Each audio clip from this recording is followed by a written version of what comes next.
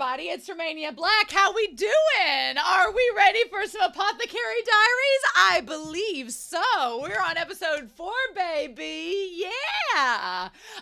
Oh man. So the first 3 episodes of this series have been a lot of fun. I love MaoMao. I love Jinshi and her relationship. I like all the side characters. They're all very unique. I'm having a lot of trouble. I always have trouble with names. I'm a face person, not a name person in real life as well as with anime. But once I get a name down, I can usually remember it, especially if they're like the main character. And there are a lot of side characters, so getting their names down has been a little bit of a challenge, but I'll get there. It'll be fine. But I do like all of them. Gyokyoku, who is the concubine that the emperor is favored towards the most. She's very interesting and layered, as is the one woman who lost her baby in the first episode, as is Gaoshun, Jinshi's like foil, who I love him, and how him and MaoMao are developing a relationship. It's just, this series is a lot of fun so far. I really like all the interpersonal communication happening. I like that we have like, it's kind of Sherlock, but it's kind of historical China, but it's kind of like, there's like little hints of possible romance, but it's not too much. And it's really great all the way through. I'm having a great time with it. So I'm super excited. We did get the end of last episode though. We saw that the emperor himself is going to ask and call upon MaoMao. And girl, if you were trying to fly under the radar before, you're definitely not going to now if you have the emperor's personal attention. So I mean, obviously MaoMao is probably going to be like super respectful to the emperor because she's like, I don't want to die or end up getting shipped off or something crazy like that. So I am curious though what he wants her for and what the deal is. So that's going to be very interesting and I'm super excited, but I wanted to go ahead and record ahead because I really like this series and I want to see what all we get from it. So yeah, that's where we're at, but we'll just have to see, won't we? So I do eventually want to get that book about the concubine, though. I just haven't gotten around to getting to it. So I say that I will, and I will. It'll just take me a little bit. But before we start, I want to give a very quick shout out over to our philanthropy tier over on Patreon. This is the philanthropy tier at the time of my recording. These are patrons who, in addition to the amazing patrons on Patreon itself, as well as subscribers on YouTube, they give me a little extra each month to help me to pay for subscriptions, to manga that I react to cover costs of cosplay, things that I use for reactions, and just general things for the channel. So you all are amazing, and I really appreciate it. But I want to give a special shout out to Alex Cornejo, to Anime Annie, to Be Happy, to Bryant Reed, to Danny Donmai, to Davorin, to Danger Zone, to Dana, as well as Destiny Marie, as well as Damage 3245, as well as Ichu, Eric, Ghostly Turnip, Fisho, as well as El Freya, Lyndon, Matthew Palfinier, Murph Hugh, Nicholas, Nameless Monster, Shimoyama, Sunspots, Trails, and Translucent Men. Thank you all so much for your support. I greatly appreciate it. All of my love. Yes, so good vibes. I'm ready to dive into this episode. I went to open up this episode, and they not only had it in English first, which fair, I get it. It's North America. They're going to start out with the English dub, so I changed it over. But when I changed it over to the Japanese sub, they had it in like 480p. I'm like, I'm not watching Natsume. Put that shit back on 1080. Thank you very much. So yeah, we'll just dive into it, but I'm super excited. I got home. I had like a meeting tonight for work. Bleh. I felt like MaoMao. I was just sitting there the whole time being like, let's go. And now here we are. So we're going to start episode 4 of the Apothecary Diaries as I have dogs littering my feet. And we're going to do that here in 3, 2, 1. And let's do this.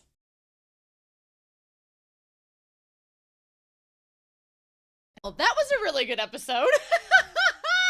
Nicely done. Man, this was very self-contained as far as the plot goes. And it went in a lot of interesting directions. There's some things I had to look up. Again, I didn't think I'd be looking this stuff up in this series, but here we are. So how about that, right? But okay. So, Li Hua is the other lady who's in direct competition with Gokyo as far as being the emperor's favorite concubine. The emperor I joke that he's not an ass man, but he clearly likes Lady Gokyo. But she looks pretty endowed too, so I'm with MaoMao. Her and I, we're the same. It's like there ain't nothing here. You might as well, unless you're a person of culture, that you're not gonna get much out of this. So, but yeah, I thought it was very interesting how the tables have turned throughout the course of this episode. And what's kind of baffling to me is that these mean girls that are her ladies in waiting, they're all trying to appear to be competent to take care of her. And at first glance, you'd be like, well, they're being just a bunch of jerks. Like, girls, your lady's sick. The one thing that surprised me was the Emperor gave MaoMao a directive to be there to help her. So the fact that they just shunned her away, I was like, ladies, the Emperor gave this order. You turning her away is kind of like you defying the Emperor. So what are you doing? But when you think back, like, the one thing I like about this show is it kind of evaluates the way people act based on kind of a psychological level of, well, what is influencing them to act the way that they do. And the cool thing about MaoMao as a main character is that she kind of takes it all in stride. And until she reaches her breaking point, which she does this episode, and we'll talk about it, she kind of evaluates and observes and then makes a judgment afterwards. Like, she doesn't feed the bear. She doesn't, like, when they're being bitches, she doesn't instantly be a bitch right back, because nothing gets solved that way. If you fight, arrogant, baseless anger with arrogant, baseless anger, you'll get nowhere. So she's pretty calm and collected for the most part, until it all comes out in the wash and she's like, now wait a minute, I've been spending all my time trying to help you and you all are hurting yourself and shooting yourselves in the foot. Excuse me? So we'll talk more about that scene when we get there. But I honestly was surprised at first that they didn't just like say, oh yes, our lady is possibly dying. Come in. So she's at the Crystal Pavilion. She'd never come here and she would never come here if she chose, so she says. But I like that the minute that she walks in, they're like, oh, don't try to sneak this past us, servant. Shame on you, because it doesn't look good. And she's like, I was ordered to be here. So she's like, what else do you want from me? So meanwhile, at the Jade Pavilion, I like that we have, this is basically like Pokemon. It's like Pokemon Crystal and Pokemon Jade are the two types that we have going on, the two pavilions, right? And I like that they're just sitting there eating the scallions and fish, being like, well, what do we do? And meanwhile, MaoMao, when she's first assigned, is still testing all the food. The animation was interesting in this episode. I might as well just go ahead and get it out of the way. There were parts of the animation I really liked. Like, there were parts that were very fluid and almost felt it. Speaking of Pokemon and Digimon, it reminded me a little bit of the animation in the Digimon movie from 2000. I know that sounds weird, but the way that it kind of like did movement, it kind of like, it's a certain animation style in anime, and I can't tell you the exact title of it. I'm sure someone in the comment will elaborate for all of us, but it is a certain style, and it's the animation style of the Digimon movie in 2000 is kind of like what the animation style of movement was in this episode. It's not bad, it's just noticeable. And it's a noticeable difference from the last 3 episodes. So I was like, oh, this is new, but it could be a different art director that's doing this episode versus others. There were times in which the animation did like shrink in quality a tiny bit, but then there were times where it jumped right back up. So it's fine. But yeah, so I do like that this show takes like just the time to show her testing all the food once again. But at first you're like, why are we taking all this time to show her testing the food? And then you see her face get redder and redder and she gets more and more embarrassed. And then you see she's in front of the Emperor. And that's why she's kind of freaked out. She's like, shit, this guy could kill me if he wanted to. And he's putting me in charge of checking on this concubine and helping her out, which means find a cure for her. And she's like, if I don't do my job, I'm screwed. Like, that would be some intense pressure. I think it's interesting that has these red eyes, the Emperor does. And he's like, I have a request for the famous apothecary. I was curious why he said the famous apothecary. I guess because Gyokyu and Jinshi have been talking her up. And he's just like, okay, well, let's see you prove it. Let's see you prove your worth. And MaoMao's like, no pressure. None at all. And she's like, famous. She's like, I don't know how to feel about this. And she's like, sure. And he says, could you look after Lady Li Hua? And she's like, yeah, look after her means cure her. Cool. Now, Mao Mao says, why is he telling her this in front of Gokyo? She's like, why is this a thing? She's like, if I don't do this, I'm going to get beheaded. And she's like, sure, I will. But she's like, why is he saying that in front of another concubine? What's the deal? Is he trying to pit them against each other? What is it? And I don't know. Maybe, is it the Emperor trying to show Gyokyu that he's a considerate person because he's thinking about the other concubine? Is he trying to make her jealous? Is he trying to like pit them against one another? Is he trying to suggest like, hey, because she kind of looked forlorningly out the window in the last episode. So part of me wondered, is he kind of giving her the notion being like, look, you're not the only concubine that I care about. You're not the only one I'm dependent upon to have an heir. I know I got a daughter with you, but it almost seemed like a know your place moment, being like, don't just think that you're the only one I have affections for, and don't just think that, you know, you're stuck with, that I'm just stuck with you. It almost felt like he was saying, I also like this other woman as well, so you're not my only choice. I have her as well, if that's making an impression upon you. So I don't know. We didn't get anything out of her this episode, so I don't know if it'll go back to her and her talk about that moment. For her to be the favorite concubine of his, he hasn't shown any like romantic tendencies towards her, except for when they talked about like the extending 3 times as long thing, and she was like, oh my. But he hasn't really shown like intense affection towards her, which is, for her being the favorite, is interesting. So, and Mao Mao's like, well, who am I to question why the Emperor is this way? She's like, I guess he's an emperor saying I can do whatever I want and be in this polyamorous relationship, and that's just how it is. And I do agree with Mao. She's like, it's pretty incredible that they're treating me like this. This is an imperial order for me to be here. But, you know, since I serve Lady Gyokyo, I guess that's why they hate me. And they're like, well, get out. And I'm sure that they think that maybe it's an insult for her from the other concubine that's a rival to be there. But I don't know. The Emperor made it pretty clear that he didn't care about this rivalry. Maybe he just wanted them both to be okay. I do like the boing boing effect when she gets kicked out and she goes back. So she's like, yep, I have to look after Lady Lihua. And so they talk about the powder poison, you know, being banned and being thrown out. And all the eunuchs took away the remaining powder in the rear palace. And Mao Mao's like, good. It's not a good thing. And they're like, what a great thing, you got requested by the Emperor. And she's like, well, it's a good thing unless you screw up. And then you're kind of in trouble. So I did like this part where she went back into the kitchen and she explained, like, when you're sick, what do? You have to keep eating, and you have to eat something. So you start with porridge and lots of fiber. And what was that? It was like the basic, what is it called? When you're sick, and I'm going to look this up. When you're sick, it's like there's 3 basic things that you eat. And I wish I could think of the name for it. But it was like broth and rice. And it was like, I can't remember. Is it tab? It might be the, is it, dang it. I can't think of the name of it. It was almost like, I had like type C flu one summer, and getting sick in the summer is not a normal thing, or it wasn't when I was, you know, it wasn't back in the aughts.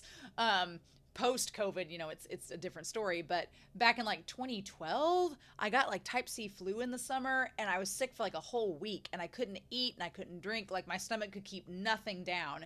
And I remember that there was a diet. My mom's like, well, your stomach can't handle anything spicy or heavy. You just need to eat something to keep your body having energy. So it would be like drinking like broth and drinking water and having rice and turkey. And that was it. And that's all you could have. And I remember like I got so full of plain rice and turkey and broth for like a week. And that's all I could eat. And I would just like scrounge up. And so it's kind of like that. It's the idea that you have porridge, you have fiber, but you want to make sure that it's not anything too crazy.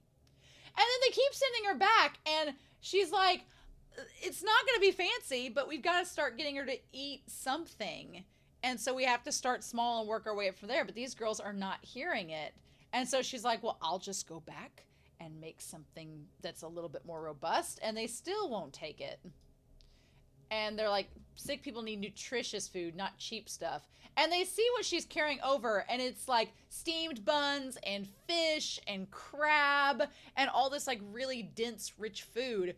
And I thought, seeing all the fish and the crab on the plate, I thought at first it might have been that she had mercury poisoning, like she had too much fish or too much crab, and she had too much mercury in her system, and that was like giving her poison. But that doesn't end up being the case. But I like how she's the apothecary. She's the one that knows what to do, and none of these ladies are listening. And she just won't eat, and she's just sick. And so they finally are like, well, this is all your fault. And she's like, well, it really isn't. And she's like, I keep getting kicked out. What am I gonna do? And from a distance, who's been watching but Gaoshun and Jinshi, who just look like, do we help a girl out? Like, I love the two of them. They are fantastic. I love that they're such foils, where Jinshi is just such a peacock diva. And then Gaoshun is just like, he's so respectful and kind. It's like, he just makes my day. I love it so much. But yeah. And she's like, I need to do an examination. And they kick her out. And she's like, well, she's going to die. And she wonders if she's lost her will to live after losing her child. And she's like, if I don't do something to get in there quick, then the emperor's going to have my head. He's not going to care about the fact that I couldn't get in there. He's going to care about the fact that I couldn't cure her. He's not going to care about the reason why, just that the results didn't happen. And of course, Jinshi shows up and he's like, well, how's it going? She's like, I don't want to talk to you. And of course, every girl there is swooning over him. And she's like, this is all a misunderstanding. And then he swoops in like a hawk to crowd her up against the wall. And then he's just like, come on, let's go inside for now. And she's like, ugh. And she just like just shivers. She's like, ugh. She's like, no, thank you. And that shiver, and he looks right up at those girls like he knows that they think he said something scandalous to her. Like escandalo. Like just said the most sexual thing to her. And instead he was just like, hey, I'm just going to whisper. And she's like, ugh. And then they all assume the worst. And he's like, well, it's not very befitting of you ladies to not let her in. And they're like, oh, we're not ignoring. And of course, MaoMao's like, yep, they changed their tune real quick when a pretty face was telling them what to do. And sure enough, she gets to go in there. It does say something that because it's not the fact that those women, we've talked about this previously, they don't necessarily want to have sex with Jinshi. I mean, they probably want to do things with him. Whether, they don't want to have intercourse with him, but they probably want to do other things. But it's the fact that that pretty face and that charm swoons them so easily, whereas MaoMao, whose charm level is like abysmal, doesn't get them at all. But the scene where she like tries to feed her and then wipes the powder off of her face and sees that she still has that powder, and sees the girls and connects the dots of who it is. And that slap, oh my God, that slap was palpable. That slap was palpable. And the fact that Jinshi just let it happen. Jinshi is gonna get off for months off of this entire scene of her just grabbing that woman by the hair and ransacking her, and Jinshi being like, wow, you've really got that side to you. I didn't know that you were capable of such things. And she's like, oh God, no. And Gaoshun wasn't there to see it. Otherwise he'd been like, oh, I'll never hear the end of this scene. But yeah, I love MaoMao just getting pissed. And MaoMao getting the chance to get pissed. Like, Jinshi knows that what she's there to do. And she needs to put these women in their place. But these women all gang up on her. It's like 8 against 1 or 10 against 1 in this case, because she's got 10 handmaids. So he's like, I'm going to be the buffer and stand here because I'm closely connected to the emperor. You ladies aren't going to do anything while I'm around. And then he lets MaoMao take the stage and just get shit done. And she's like, are you stupid? And the girl, she's like, oh, well, I just want to make her pretty, and this is what she wanted. And MaoMao's like, I've been putting in all the, not only have I been putting in all this work that is going nowhere because of what you're doing, but you weren't even smart enough to say, oh, this powder was the cause of her kid's death. Why do you keep giving it to her? You don't outgrow the effects of poison. She's like, don't you get it was banned? And she's like, oh, I thought it would just make her happy. And she's like, there are no thoughts in your head and you just think you know everything. Like that line when she's like, you're an idiot and you're gonna kill this woman. Are you serious? She's like, do you know what you're doing? Who would be happy poisoned with the same thing that killed their son? Damn. And then just, and Li Hua just staring at her at that moment. Oh, that line, that was so good where she had her hand on her face. Oh, MaoMao is amazing. I love her. I didn't know how to feel about her in episode 1, but by this episode, I'm like, no, yes, good. Go get it, girl. Get it. And she's like, sheesh. And then Jinshi, calm, cool, collected as he can be, is like, oh, it truly is scary how women can change so quickly. And she's like, oh my God. She's like, oh, shit. She's like, Gaoshun is gonna kill me. I've done it now. She's like, oh no. She's like, I can't let it. She's like slowly sliding out of frame. She's like, I can't let him see. Oh no. Yeah, Jinshi is just gonna have dreams about this forever. But I love the fact that MaoMao, she helps get Lady Li Hua back up to speed. She opens up. I love that she opens the window. She's like, we need to reveal the smell of the sick. You need to be able to smell it. Don't mask it. Let it be there so you know if stuff's working or not. And if you try to mask the smell, you're not going to be able to know if there's like bed sores or things like that. You need to be able to smell this so you know what the problem is so you can fix it. Like, girl is proactive as hell. I'm like, yes, please.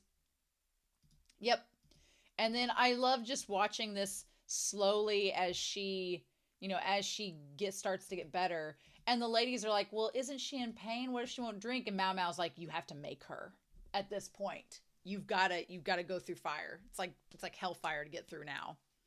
And then she began to eat more. And so she increased the amount of rice grains in the water. And then she slowly started to more. And I love the symbolism of the sprouts coming up out of the ground. And then them all just like, it's just that symbolism of her growing back to health. So the lady in waiting was put in confinement. And they said the eunuch that she'd hid the powder for Lady Li Hua. And then what's interesting is that she was put in confinement. So she was just put in isolation for a while. But she was let back. I was surprised. I thought the lady in waiting would be punished a lot more severely. But she was just put in confinement and then come back to work for her. I guess because it's easier to have her come back and do her thing than replace her. But the eunuch, who was supposed to recover the power, was punished by flagellation. And if you don't know what that is, I looked that up, and it is basically the flogging or whipping, the act of beating the human body with special implements such as whips, rods, switches, cat o' nine tails, not whatever. It's typically used as punishment. Fun times. Yep, and it's been, described from Middle Ages to modern times as military punishment. Just there's a whole article about it that you can see through it. But yeah, it makes sense. Of course, now a lot of people associate it with like BDSM and stuff like that. But at the time, it's like, no, he was just beaten, probably close to death for not getting rid of the powder like he was supposed to. So yeah, I do love the idea of MaoMao falling asleep and Lady Li Hua like pets her hair like, hey, you did save me. Like, why'd you go through all that trouble? I do love the little jab she gets onto Jinshi, though, where he's like, well, hello. And she's like, well, I'm busy on like a certain someone. And he's like, oh, what? And then they're like, we brought gifts. I like that Jinshi is just there to pester her. And Gaoshun brings her like meat buns. And she's like, this guy would make a great husband, except for the lack of penis. But I'm like, girl, you know what? Is that really all that there is to be needed? I guess in ancient China, sure. If he doesn't have his meat and bits, I guess that puts him down on the end. But is that really all there is to a husband? She's like, consider people like him would make good husbands. He is a eunuch though, but girl, she's like compared to him. And Jinshi's just like, hi, and Gaoshun's like, don't feed the bear. Don't feed him. He wants you to be angry. She's like, yeah. He's like, do you need help with anything? And Gaoshun's like, no, don't do it. Don't feed it. Because he's like, he's like, what is it? Tell me anything. And she's like, please, give a glare at me. Let me know I'm doing awful. He would be for flagellation, probably. And then Gao Shun's like, no, don't encourage it. So then I love that she makes the suggestion that they need a sauna, that they need a hot spring, a hot bath, a sauna to help flush out the toxins through sweating, which is a pretty good, justification for creating it. But I love that she's like, all right, boys, chop, chop. She's like, I'm going to give you something to do so that you can keep busy and leave me alone. And they do pretty good. They made it in like a few weeks, a few days. They got that stuff done really quickly. She's like, we have to use whatever we have. But the scene where she's like, why wouldn't you just let me die? And she's like, well, you could have stopped eating. You could have given up, but you wanted to live. And honestly, that scene where she thinks back to her baby, and regardless of the circumstances, it's so emotional because regardless of the fact that she, whether it was consensual or not with her and the emperor, and it's a very complicated system, obviously, but she did give life to this child. And regardless of the circumstance, she seemed to love him. And he was hers. And for her to lose that life is just awful. Like, it's one of the worst things that could happen to a person. And so for her to want to keep living, for his sake, even if not for her sake or the emperor's, but for her son's sake, that was so powerful. That was such a good scene.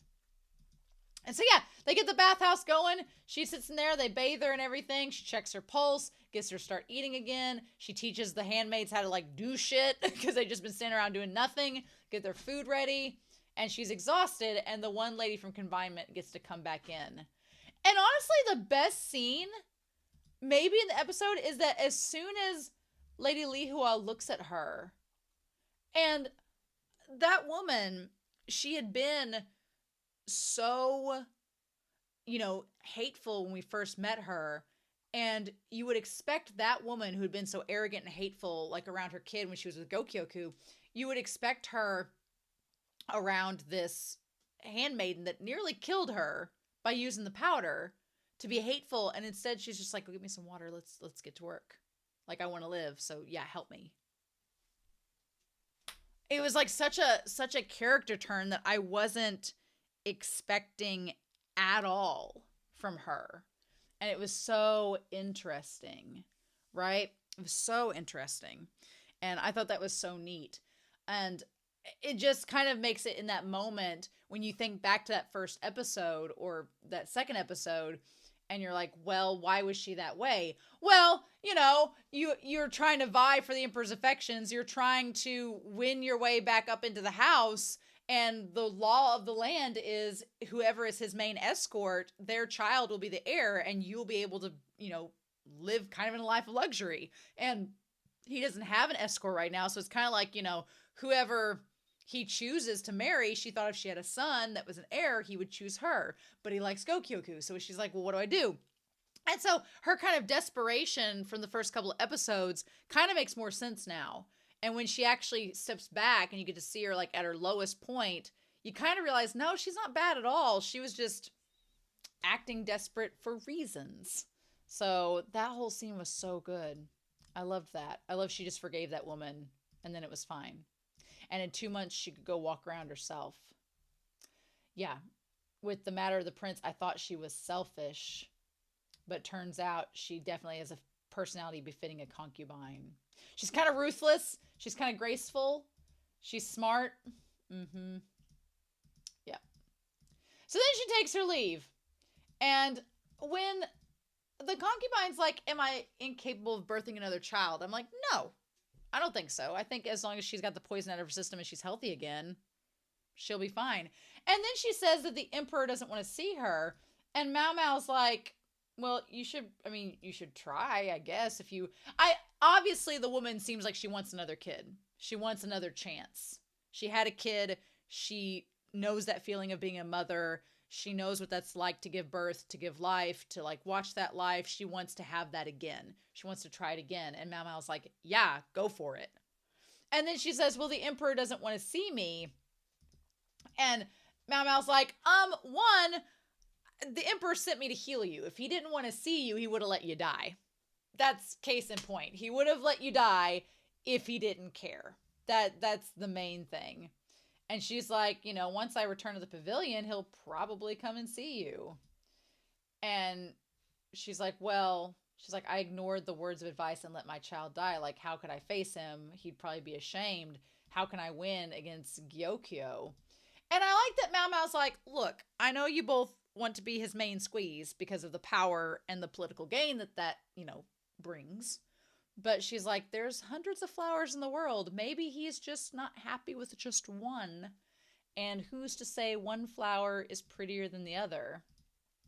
And then Liwa, she's like, well, she has those jade eyes and her bright hair. And MaoMao's like, yeah, but you have big boobs. She's like, I'm just saying I don't think this emperor's an ass man. He may be the emperor, but I'm not saying he's a man of culture. I just put that out there. And so then she's like, you know, it's not just the size of your breasts, but, you know, the shape and tension. Like you got some gravity defying boobs that you should probably be thankful for. Just saying. And then of course Liwa's like, what are you talking about? And she's like, can I tell you something that some brothel ladies told me? And then she tells her this, and she blushes, and she's like, oh, huh. She's like, really? And MaoMao's like, now I'm gonna go. I've been like the little green fairy that I am. I'm gonna peace out. Glad I gave you some advice, and now I'm gonna be on my merry way. And so she leaves, and she's like, the knowledge I left Liwa, and her face is so red, it was a secret technique taught to me by the big sisters at the brothel. And she's just like sitting there smoking. So the ladies are taking like the tassels of her hair and whipping it, and these two big breasted women are like, well, you should learn this, you know, just in case. And MaoMao's just sitting there like, really you think I'm going to use this technique? She's like, unfortunately, I don't have the sizable fruits to employ the technique. You may be wondering what this technique is. I think I have an idea. So I'm going to illustrate to you what this technique is. This is why Whiteboard Coon came out. You see, we'll just make this an upside down heart. You could assume that this is many things, but we're gonna say for the time being that this is, I got that maybe looks like testicles. It's not testicles. I promise you that. We're just gonna do that, right? So this is actually what I had today. My coworker actually brought in a hot dog maker today. It was so funny that she had this hot dog, right? And it was just sandwiched between these two buns, right? So what this is called in the Urban Dictionary is something that's called a breast job. You may also, pardon my language, shield your children's ears if you don't want to hear this, but some people also call it titty fucking. And what that basically is to put a man's penis in between your boobs, and you just kind of make the boobs substitute for something else. Some people use thighs. In this case, she's got some big boobs, so you could do that. And then the guy kind of gets off on that. And that is my fantastic, why did I have to explain this on the Apothecary Diaries? That's what it is. Unfortunately, MaoMao and myself, that's not going to happen. So sorry about that. But she could definitely do it. And MaoMao's like, yeah, that could work out for her. And so then when she goes back, she's like, I hope it's useful. And she goes back to Gyokyo, and they're all welcoming her back. And they're like, oh, you've gotten so thin, because she's not been testing food for poison for them. So like, we got to fill you back out. And then Jinshi's like, she completed the mission all by herself. That's so impressive. She didn't need my help except to build a sauna. Aw. And Jinshi's like, she's quite a girl boss. She's quite a take it on everything by herself. And I love that look that Gaoshin gives him, like, Are you into her? Are you into her? I feel like Gao Shun was like, I thought this was just like this weird like obsession you had with her, making fun of you, and you kind of get off on that, but do you actually like her? I'm like, I don't know. But anyway, then she's like, there was a period after that where the emperor's visits to the Jade Pavilion decreased frequently, quite significantly. And she's like, oh, I've got rid of my sleep deprivation. I feel so, like I actually get a night's sleep. That's great. And MaoMao's like, I could be because he's visiting Lihua. You know, what can we do? So yeah, I mean, I think Gokyo, here's the thing. I don't think Gokyo loves the emperor. I think she has accepted the delegation that she has of being one of his favorites, and they have a daughter together, and she loves her daughter. I think just like Lihua loved her son. But I think that Gokyo is not sold on the emperor. She's just like, oh, cool, I'm your favorite. Great, and you're going to treat me nice. Cool. But I think unlike Lihua, who's kind of jealous of Gokyo don't care if he leaves to go visit Lihua. He don't care. Lihua just has Gokyo has the thing where she has the political advantage on her side, whereas Lihua doesn't, but Lihua has big boobs. So what can we do? Meanwhile, we get this little preview for the next episode where they're throwing cinder blocks into the fire and different paper and things, and it's exploding like fireworks. And then the guy, he like is staring down at his hand. So was it something that he touched? Was it from the fire? What is it? I'm so curious. So yeah. But yeah, this was a really good episode. I really enjoyed it. I thought that the camaraderie and character development between MaoMao and Lihua was really good. Jinshi and Gao Shun didn't have much to do this episode except build a sauna, but that was fine. I just liked MaoMao taking charge and just being like, let's get this done. And then her getting pissed was just snap, pop off, girl. And it was great. So yeah. In any case, I'm very curious to hear your thoughts down below. I didn't expect to be explaining a sex act in this video, but here we are. So I'm going to leave y'all on that note, and I hope y'all have a wonderful week. Please stay safe, take care, and yeah, I'll be back next week with episode 5 of the Apothecary Diaries. Bye!